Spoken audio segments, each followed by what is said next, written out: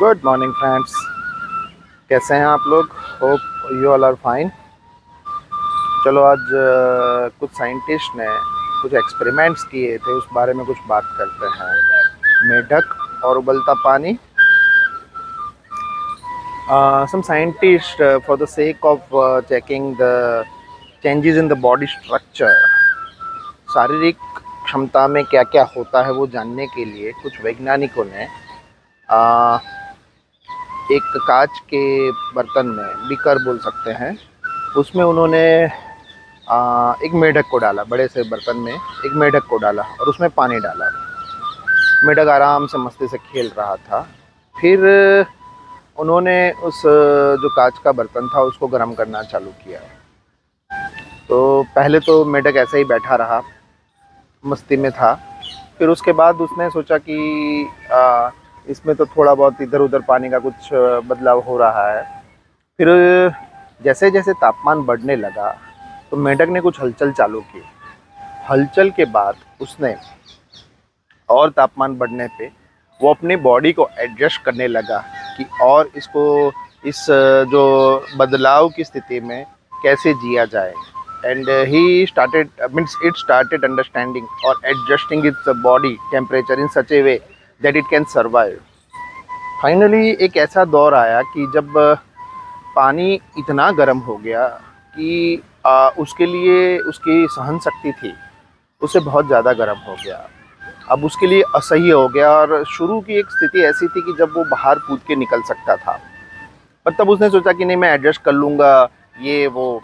तो जब बहुत ज़्यादा टेम्परेचर बढ़ने पे उसके पास कोई स्कोप न रहा और मेढक वो उबलते हुए पानी में से कूद के बाहर नहीं आ सका और उस वजह से उसका मौत हो गया। जो लोग गुजरात से हैं उनको शायद पता हो कि पहले के ज़माने में 12th स्टैंडर्ड में, 11th में भी जो साइंस वाले थे, I am a science failure, तो मैं जब 89 में साइंस में था, 12th साइंस में, तो मेढक के ऊपर डिसेक्शन बॉक्स लाना पड़ता था। उसके ऊपर हम उसके बॉडी के कुछ पार्ट्स निकालते थे और कुछ करते थे।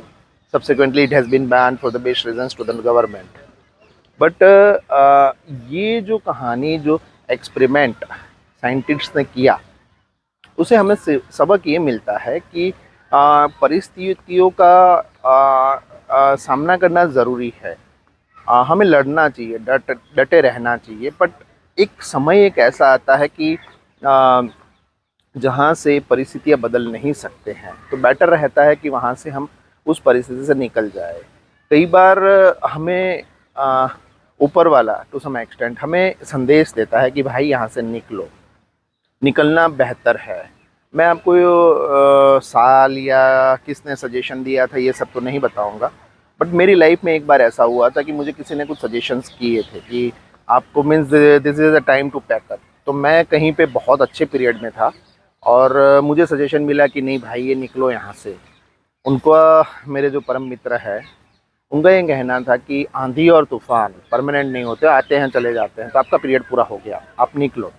Then I requested a few of my friends, senior officers, to get me shifted from there and it got it done.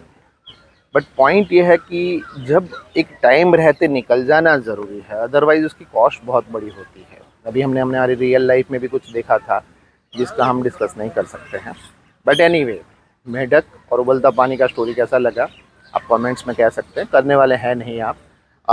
यार 1.5 लाख से ज़्यादा व्यूज़ हो गए और जबकि मेरे जो सब्सक्राइबर है वो 429 ही है। कुछ करो यार।